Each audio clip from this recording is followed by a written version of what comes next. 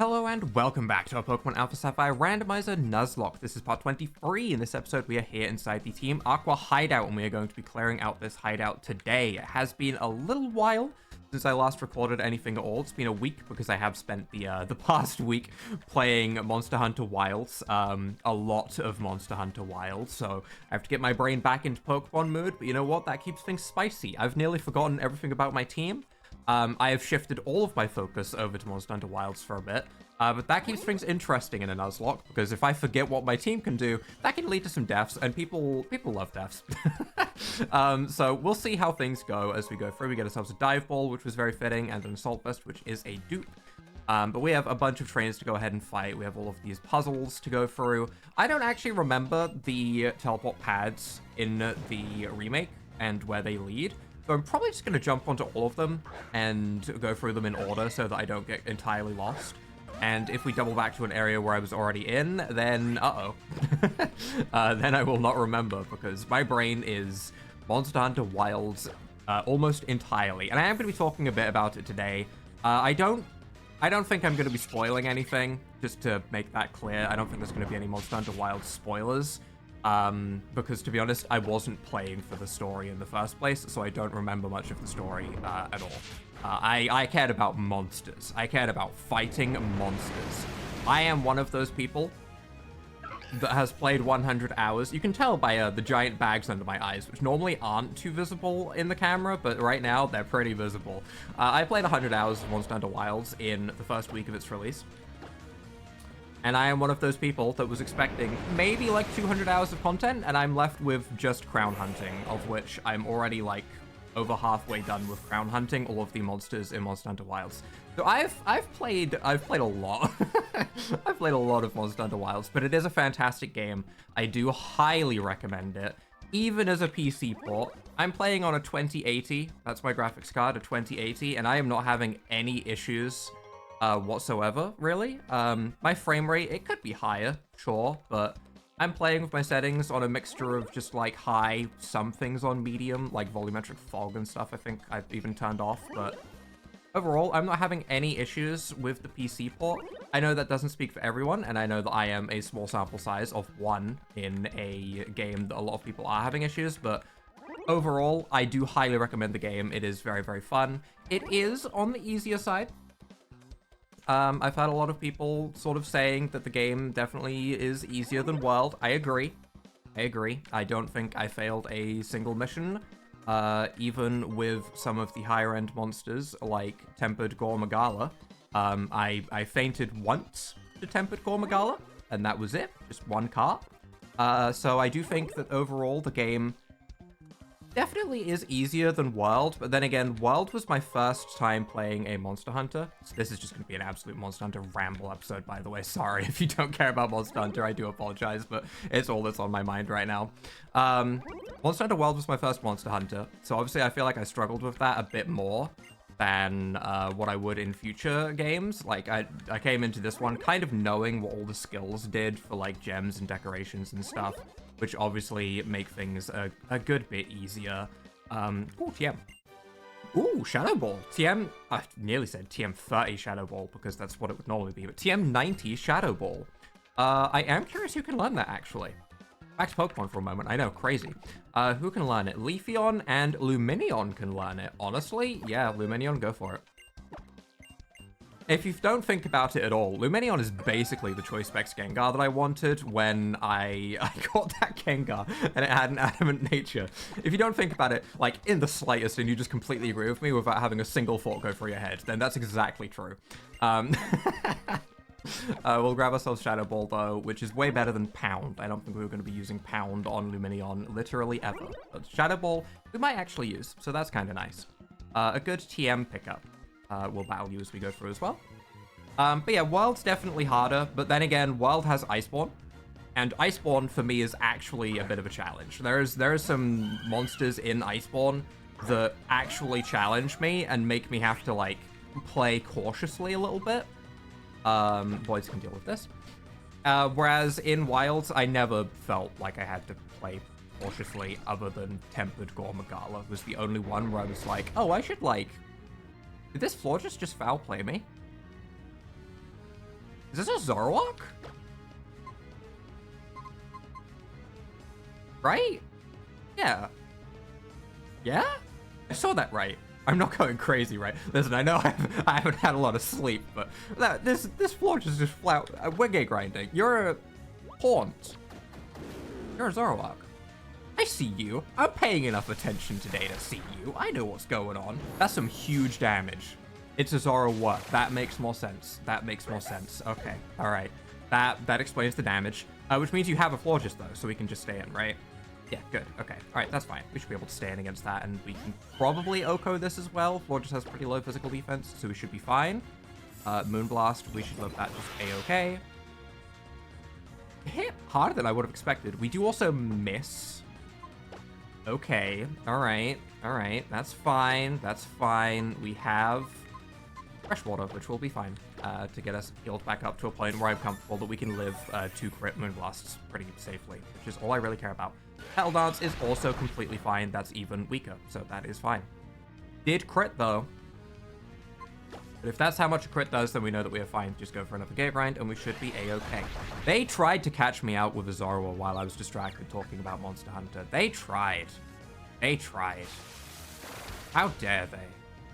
It really worked, to be honest. If it had been like a Dark Pulse, then I might have fell for it. It was only because it was foul play, and I was like, what?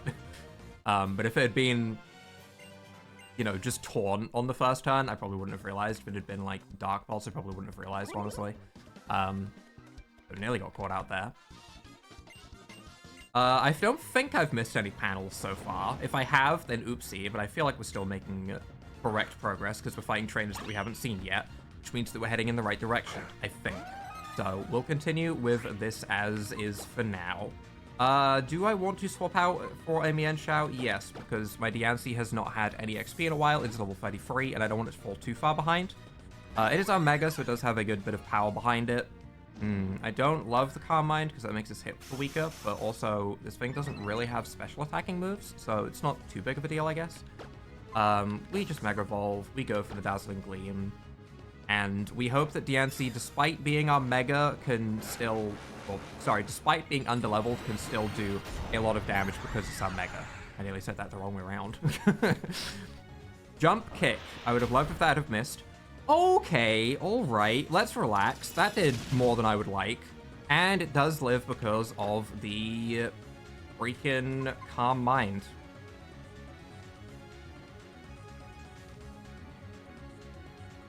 Who is faster out of Yelp and Leafeon? 81. 95.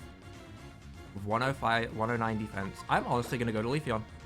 I do not want to mess around with this thing. A crit jump kick from this thing is going to hit very, very hard. And I don't know if it has any other moves like bounce. There's another jump kick. It does hurt, but I'm hoping we outspeed here and we can just finish it with an energy ball. Okay, we do outspeed. Good. Our Leafeon is pretty damn fast, so that is kind of handy. And very good on the physical side, just very weak on the special side.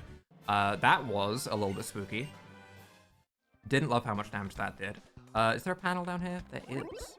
Okay, where does this one go to? Left, middle, left, across.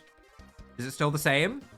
Please still be the same. Oh, I think it's the same. I think it's the same. It's the same as the non-remakes. Hell yeah.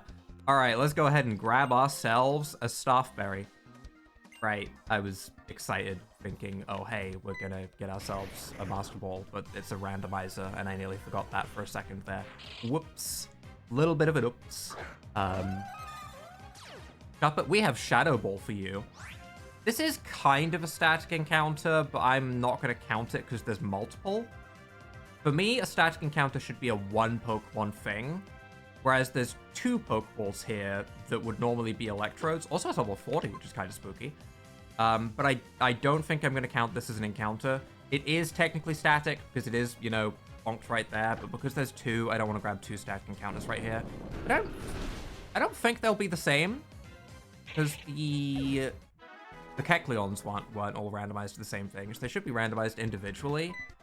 Okay, alright, I didn't realize they mixed things up and made it so that they were diagonally across. Oddish, okay, so yeah, they are different encounters, but I'm still not going to encounter either of these as a static encounter, as I just said.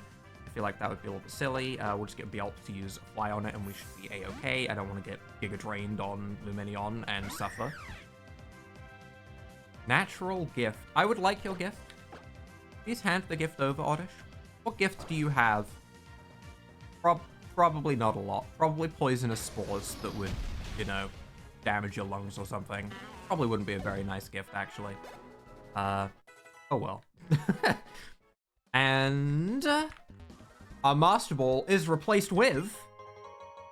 Wait, huh? Wait, huh? Wait, huh? Wait, huh? Wait, huh? Wait, huh? Did we just get a Master Ball randomized into a Master Ball? Or is it not randomized? The more likely of the two is that it's not randomized, but this is a Pokeball pickup, and we just got a Staff Berry. I don't know. I actually don't know. I don't know if we just got a Master Ball randomized into a Master Ball, which can happen. It absolutely can happen. It sounds silly, but it can.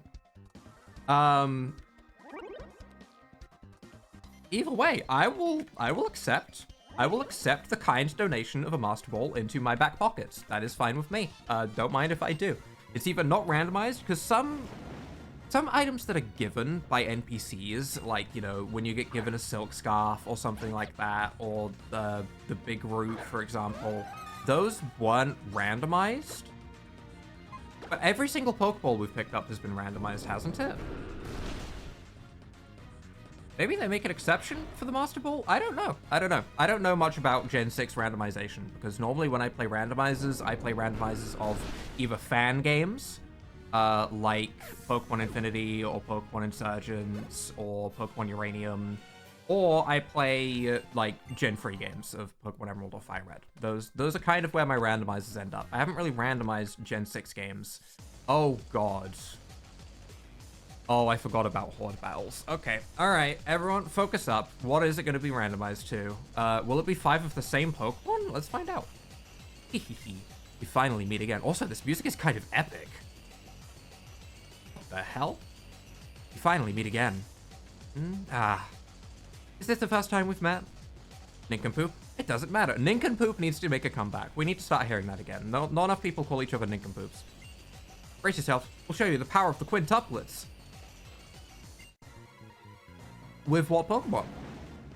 Because if you send out a Pokemon weak to Surf, a horde of Poochyena. Wait, that feels appropriate. Oh, that's an O. I was gonna say, that feels like it's really appropriate. This is terrible. 3 grass types and 2 water types for my water type Pokemon to Surf. This is the worst Surf lineup, other than Kabutops, because that's neutral. I understand, I see it there. This is a terrible lineup. This is scary, actually. They're all really evolved.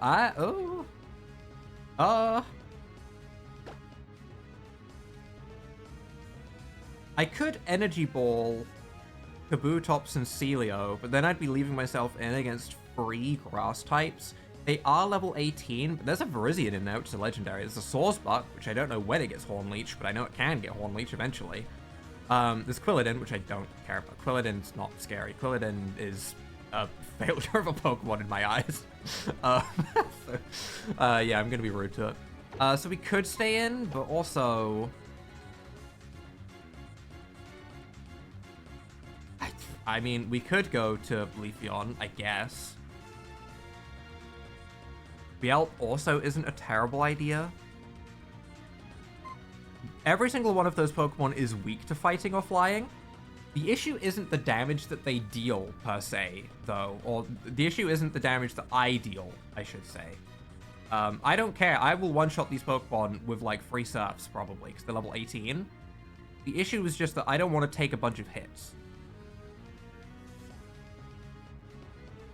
The only reason not to go to Bjelp is Celio having an Ice-type move, which it probably will. If it does start like an Ice Ball or something, I can just KO that first.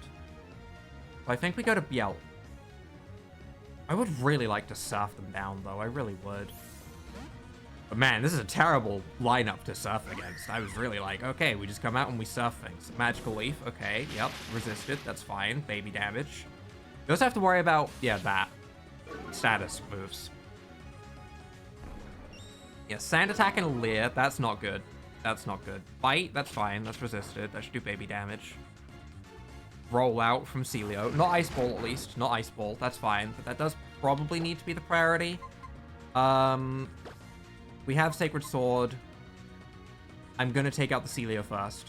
Just before it starts ramping up its damage too much. Celio down first. 1v4. Okay. All right. One down. It'd be a tough time. Another Leer. Okay. Not from the Pokemon that leered last time. Another Sand Attack. I don't like that. I don't like that at all. Another Leer. We're now -3 defense. Quilladin goes for rollout. Okay. All right.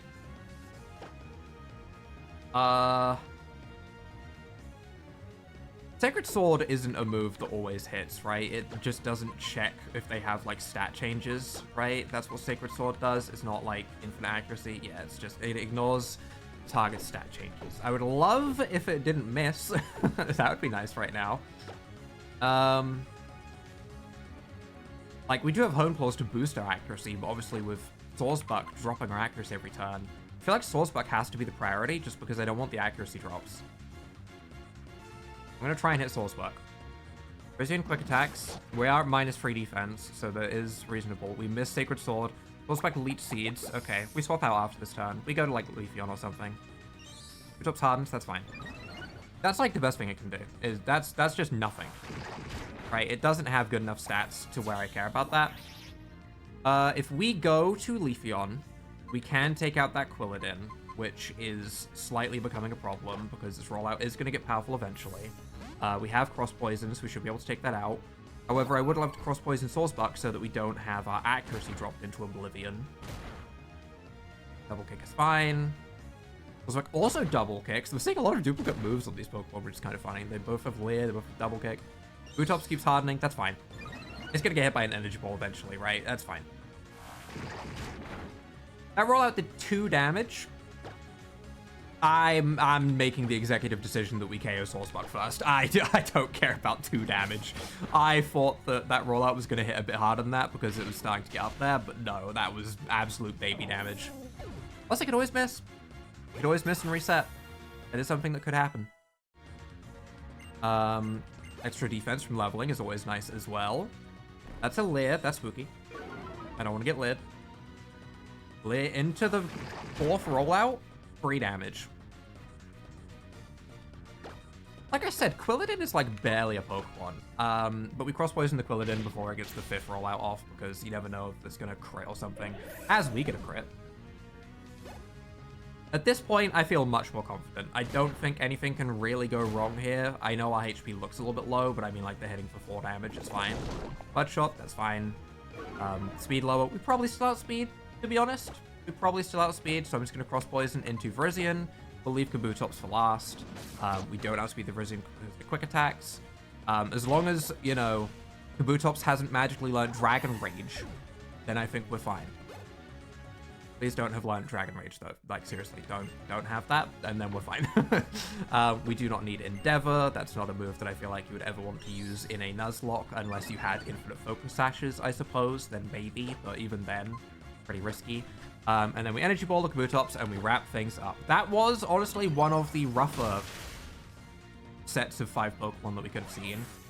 Because of Leech Seed, accuracy drops, and just the typing all being resistant to Surf. So, overall, while I never felt super afraid, they did make that awkward. Brought back to the cool music, though. Ha ha ha. We lost. Oh, I can't believe 5 of us couldn't defeat just 1 trainer. Did you cheat? Nincompoop. I do think that if they all used 6 Pokemon, then I might have been in more trouble, but they didn't. Okay. While I heal up my team, let's get into question of the day, because some of you may remember that I did say I had one really messed up question of the day that I was kind of saving. It's time. It's time for the messed up question of the day. The one that's slightly psychopathic. Now, I did not come up with this myself. I read this somewhere. So I am not the one that came up with this in my mind. I am simply repeating it, okay? I want to make sure that everyone knows I'm not that crazy. And I didn't think of this off the top of my head while I was just, like, relaxing one evening. But question of the day is going to be, if you had to eat a Vanillite, would you eat it quickly? Oh, sorry. Let's start with the calm one. Would you eat it slowly to avoid brain freeze? Or would you eat it quickly to avoid hearing its screams of agony as you devoured it? It's a really messed up question. Would you eat the Vanillite quickly or slowly? And why? When I was looking through Would You Rathers, this was one of the ones that popped up, and I just sort of stared at it in disbelief that someone wrote that, and I was like, you know, the people in the Pokemon universe, they do eat Pokemon, so I guess it's not too unreasonable to think that, yeah, some people would, like, be a little bit concerned about brain freeze, but I didn't think about the screams of the Pokemon as you ate it alive or anything. I assumed that the Pokemon were gonna have, like, been killed. Not that that's better, but, like, at least they're not being eaten alive. So yeah, that's question of the day. For me, I would eat it. I'd eat it slowly. I care more about the brain freeze. It can scream, it's fine. Brain freeze though, that's tough. That's tough on my soul, you know. Screams I can deal with. Brain freeze, that's a little bit much, you know. So I'd make sure to eat the Vanillite pretty slowly. Yeah, that's question of the day. Sub question of the day. Also, if anyone wants to talk about Monster Hunter Wilds, go for it. Oh, I knew you'd come. Hey, that's me. I'm here. I healed up my team. I'm really confident. The first punk ever to sneak into this hideout and make it this far. I expected nothing less from a crumb like you, but I've got bad news for you. We already completely finished upgrading the ship. It's a pretty cool looking ship. Look at that drill. As long as we've got that thing, we can KO the seal over the... Oh, I read seal as the Pokemon seal. I was like, oh, we're going from eating Vanillites to KOing seals and eating seals maybe as well. But no, the seal over the seafloor cavern is in, like, the layer of protection. Understood. With one punch. I broke Archie's in the ship. Come at me. If you take me out fast, you might be able to catch up to him.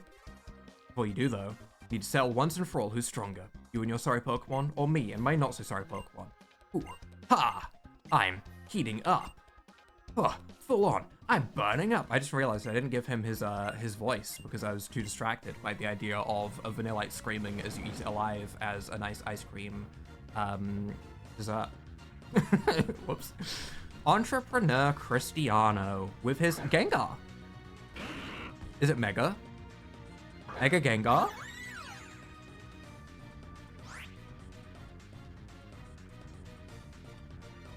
Is this something that I stay in against? Is the question. I don't have anything great for Gengar. Like, Ghost hits my entire team for neutral, just overall. Do I want to Mega Evolve is also a question. I don't think I would outspeed, even if I Mega Evolved, if it's a Mega Gengar, especially not 6 levels down. I definitely don't outspeed. It might be better not to Mega Evolve to keep my defenses higher while I go for a Smackdown. We do have Noivern, which is holding an Assault Vest. I haven't forgotten that. Our defenses are very good on DNC, just in general. Yeah, 114 special defense is very high. That's honestly gonna take a hit just as well as what Noivern will. Noivern just has more HP as all. I'm gonna go for Smackdown and hit out on the physical side. It is just a Gengar, it's not Mega. Shadow Ball does hurt, as expected. Smackdown does nothing. Okay, alright, well, okay.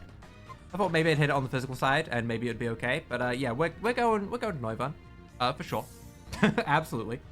That did nothing. I thought we'd hit a little bit harder than that. Shadow Ball into our Assault Vested. Noivern does still hit pretty hard. It's not nothing. We are in crit range, so we're gonna just go ahead, Fresh Water up, just once, just because I don't trust the first turn. I don't trust this first turn. If I'd gone from Night Days there, okay, Payback, right, we're fine. That's also good, because we didn't hit it, which is nice, so Payback didn't hit harder. We can now Night Days pretty safely. We'll hopefully do decent damage. Very good damage. Very good damage. We also drop the accuracy and avoid the Shadow Ball. All the RNG comes into our favor, and we can finish it with Dragon Scent because that can't miss. Whereas Night Days, I think, is 95% accuracy, and I don't trust that. But we do deal with the Gengar. I'm surprised it wasn't Mega. Especially as this is just the one Pokemon that they have. I thought it would be Mega, but I guess not. Just about exactly as much as I figured. Why does that sentence sound so weird in my head? Ah, bro. It's all on you now. Off he goes. After watching the second in command get defeated, he slips away. While we were battling it out, my bro Archie finished getting ready. I have only one hope. My bro Archie to finish doing what he set out to do. That's all. My bro Archie is everything to me. I live to serve my bro. Alright then. You took me out, so I'll give you an idea of what the world will be like if my bro has his way. My bro Archie is headed for the big blue sea that stretches out from Lily Cove City. Deep beneath the surface is the seafloor cavern. That's where the world my bro hopes to create, where the beginnings of the primordial world will be felt. Regular people and Pokemon can't make it there though. How could you get there? Why don't you look around in towns by the sea and use your own thick head to think about it? Thanks for the advice, buddy. I appreciate it. I will definitely do that. Can I go down there and surf? No, okay. They do block me off. That's fine. That's fine. That's about what I expected. And this takes me to the entrance? Yeah, it takes me straight back to the very entrance. Okay, nice, nice. Team Aqua hideout has been cleared. We can now access encounters out in the big open sea outside of Lily Cove. So maybe we wrap things up by getting ourselves our first encounter in the big wide ocean. And we'll see what we can get by surfing on over here onto Route 124. Our Route 124 encounter is going to be... We have a Master Ball now, so I'm hoping it's actually something amazing. Give me like a Giratina. Or a... Honestly, just give me a Kyogre, to be honest. That would also be pretty damn good. Give me a Kyogre so I can Mega or Rayquaza. It's a Cacturn. Okay, well... Not quite Master Ball worthy, if I had to say. I don't think we have a Cacnea. I've started writing some down on the side of Pokemon that we have. Like, we have Foongus, we have Cradily, we have Swadloon, we have Sceptile. I don't think we have a Cacnea. Okay, alright. We should be fine to Energy Ball a Cacturn. It's on the special side, and it's resisted. Leafeon doesn't have good special attack. It is 14 levels lower, but it should live it fine. Yeah, okay, we can even go for another one. That is A-okay. Still thinking about eating Vanillites. Just can't get out of my head. It's been stuck in my head for like a whole week. That hit harder than I was expecting on the second one, actually. I don't know why I thought that would do less damage, but I may have just risked a crit for this Cacturn. But honestly, it wouldn't be too bad if we lost a Cacturn as an encounter just because we have other grass types available to us. We have a Sceptile. I mean, we have the ones I just listed. I listed them really not that long ago. So we do have other options, and we do catch it in one Ultra Ball. Okay. Even without the Spore. We do need a name for the Cacturn, though, beginning with B. This is Buck. This is Buck. I was thinking I'd maybe save Buck for if we got, like, a Swordsbuck, but I feel like, honestly, it'd be too on the nose if we got a Swordsbuck. So I feel like Buck should go to something that's not a Swordsbuck, if anything. I like Buck the Cacturn. I could see it. I could see it. Alright, and with that, we have ourselves our encounter. Do you not battle me? I feel like I ran right into you. Pokénav Plus is waterproof. I have a terrible sense of direction, so the Area Nav app is a must-have for me. We do have ourselves our Route 124 encounter. I think we already got ourselves a Lily Cove City encounter as well. So next time, we will start making our way out towards Moss Deep City. So if you guys have enjoyed this episode, leave a like down below, hit the subscribe button, and above everything, bye.